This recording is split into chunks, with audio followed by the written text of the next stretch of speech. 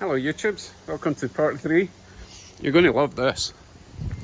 So it's not running at the moment. And I did pick up another error code before I switched it off. Look at this.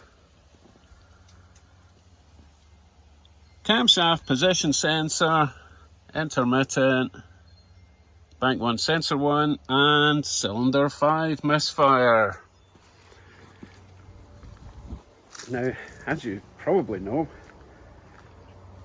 I bought a brand new coil for cylinder 5. I swapped injectors between cylinder 5 and cylinder 3, and then it went away. It became random multiple cylinder misfire, and now we're back to cylinder 5 again. Oh, I also replaced the camshaft position sensor with a brand new sensor. What in the world of fudge is going on? See that bald patch in my head? That's because I'm pulling my hair out. Okay. Leave a comment.